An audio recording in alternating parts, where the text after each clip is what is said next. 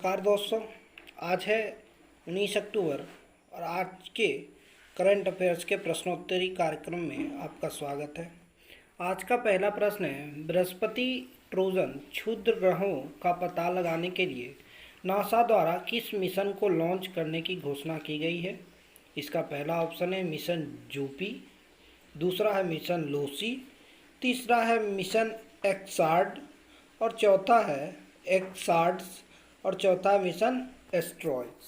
इसका सही उत्तर होगा बी, मिशन लूसी।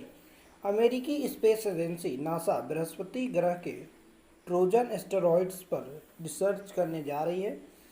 इसके लिए नासा अपने स्पेस क्राफ्ट को अंतरिक्ष में भेजेगी और ऊर्जा द्वारा संचालित इस मिशन में 12 वर्ष से अधिक समय लगने का अनुमान है।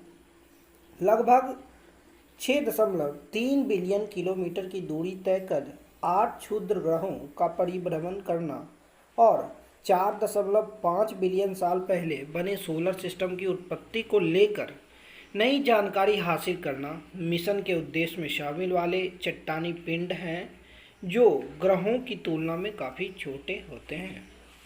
आज का आपका दूसरा प्रश्न है, हाल ही में खबरों में रहा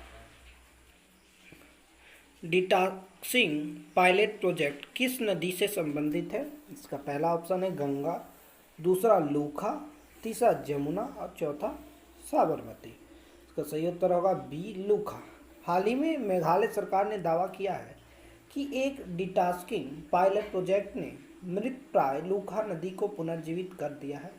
दरअसल लूखा नदी कोयले की खदानों से निकलने वाली एसिड और हानिकारक तत्वों के कारण एक दशक पहले ही विषाक्त हो गई थी। ऐसे में डिटॉक्सिंग प्रोजेक्ट के माध्यम से फाइटो रेमेडिएशन पद्धति का उपयोग कर नदी की विषाक्तता को दूर करने का काम किया गया है। इस पद्धति में पानी से प्रमुख विषाक्त पदार्थों को निकालने के लिए शैवाल का उपयोग किया जाता है।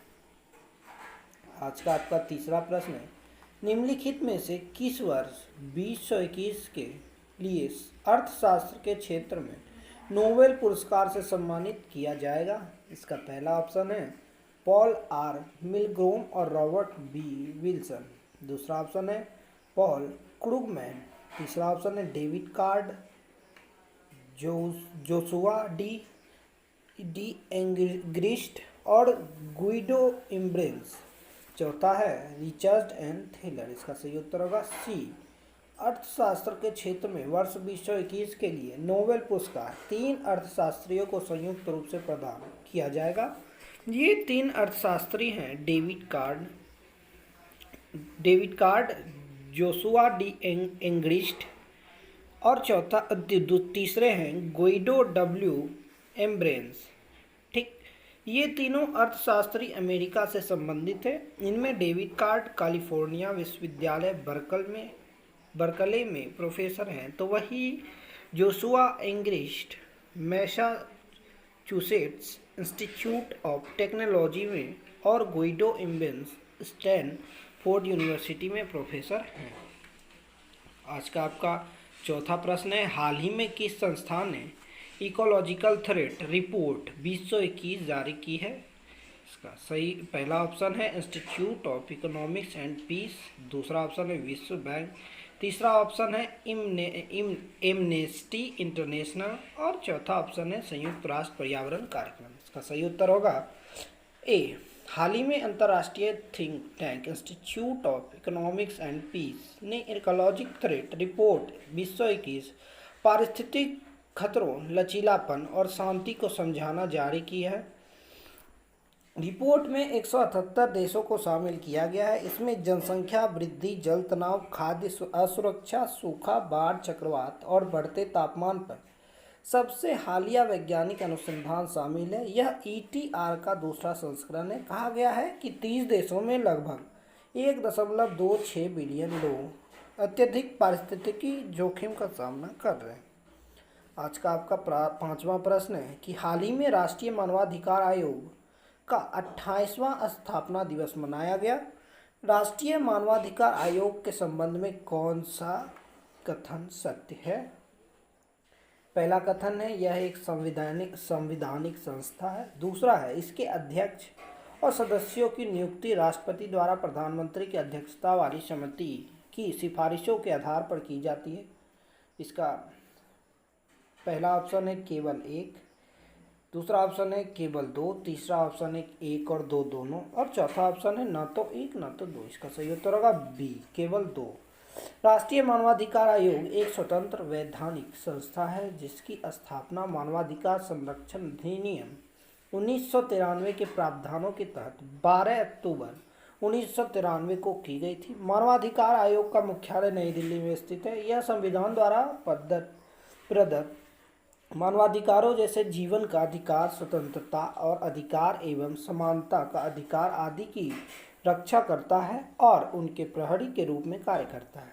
यह बहुसदस्यीय संस्था के अध्यक्ष और सदस्यों की नियुक्ति राष्ट्रपति द्वारा प्रधानमंत्री की अध्यक्षता वाली समिति की सिफारिश के आधार पर की जाती है। इन्हें इनके पद से केवल तभी हटाया जा सकता है जब सर्वोच्च न्यायालय के न्यायाधीश की जांच में इन पर दुराचार या असमर्थता के आरोप सिद्ध हो जाए।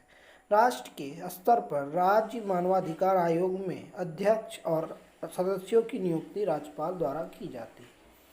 आज का आपका छठा प्रश्न है, मिसाइल के संबंध में निम्नलिखित में कौन से कथन असत्य हैं? यह पहला कथन है आपका, यह हवा में मार करने वाला एक मिसाइल डिफेंस सिस्टम है।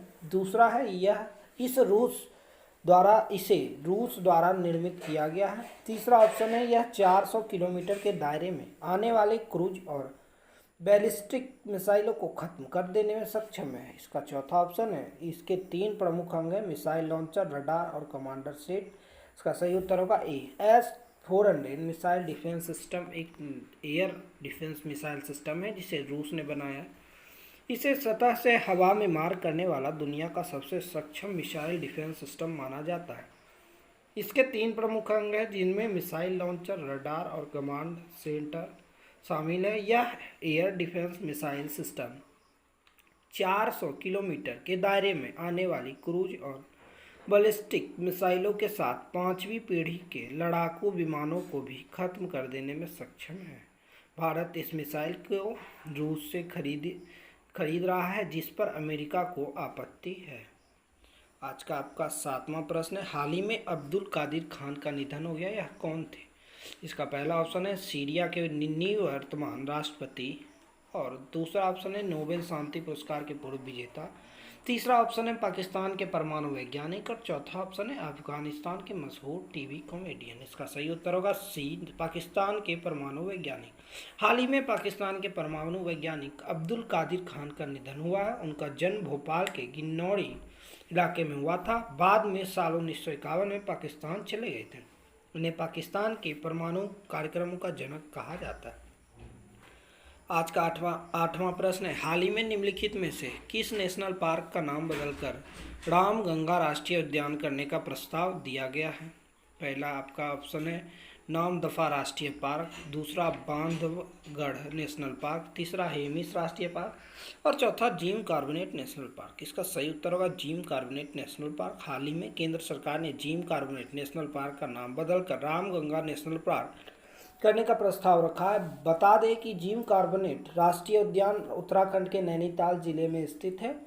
इसकी स्थापना लुप्तप्राय बंगाल टाइगर को संरक्षित करने के मकसद से 1936 में हैली नेशनल पार्क के रूप में की गई थी। यह भारत का सबसे पुराना राष्ट्रीय उद्यान है। इस राष्ट्रीय उद्यान में रामगंगा नदी द्वारा निर्मित पतली दून घाटी शामिल है। हाल ही में जेजीरो क्रिएटर सुर्खियों में था। यह कहाँ स्थित है? पृथ्वी के उत्तरी ध्रुव पर, मंगल ग्रह पर या पृथ्वी के दक्षिणी ध्रुव पर सेंट हेलेना द्वीप पर। इसका सही उत्तर होगा बी। हाल ही में नासा के परसिवरेंस रोवर ने मंगल ग्रह को जेजीरो क्रिएटर की नवीनतम तस्वीरें भेजी है। इससे क्रिएटर के जलीय इतिहास का अनुमान लगाया जा रहा है। इसके साथ ही वर्षों से मंगल ग्रह पर जल की मौजूदगी के दावे को नासा ने और मजबूती दे दी। सबसे बड़ी बात यह उपलब्धि भारतीय अमेरिका मूल की वैज्ञानिक डॉक्टर स्वाति मोहन की लीडरशिप में हासिल हुई है। आज का आपका 10वां प्रश्न है, नानाजी देशमुख के संबंध में निम्नलिखित में से कौन सा कथन सत्य है? इसका पहला कथन है वो एक भारतीय समाज सेवी और राजनेता थे। इसका दूसरा है इन्हें भारत रत्न से सम्मानित किया जा चुका है। इसका पहला ऑप्शन है केवल एक, दूसरा केवल दो, तीसरा एक दो दोनों और चौथा इनमें से कोई नहीं। इसका सही उत्तर होगा सी, एक दो दोनों। नानाजी देशमुख का जन्म आज ही के दिन नानाजी देशमुख का जन्म 11 अक्टूबर, ये आज ही के दिन गलती से टाइप हो गया है तो इसके लिए मैं माफ़ी चाहता हूँ। तो नानाजी देशमुख का जन्म आज ही के दिन नानाजी देशमुख का जन्म 11 अक्टूबर 1916 में हुआ था। वो एक भारतीय समाज सेवी और राजनेता थे। उन्होंने दीनदयाल शोध संस्थान के अंतर्गत चलने वाले विविध प्रकल्पों के विस्तार के लिए काफ़ी काम किया है। उन्हें शिक्षा, स्वास्थ्य और ग्रामीण स्वावलंबन के क्षेत्र में अनुकरणीय योगदान के लिए पद्म भूषण प्रदान किया गया था। इस साल 2019 में उन्हें भारत रत्न से सम्मानित किया गया। 27 फरवरी 2010 को इनका निधन हो गया। आज के लिए इतना ही, धन्यवाद।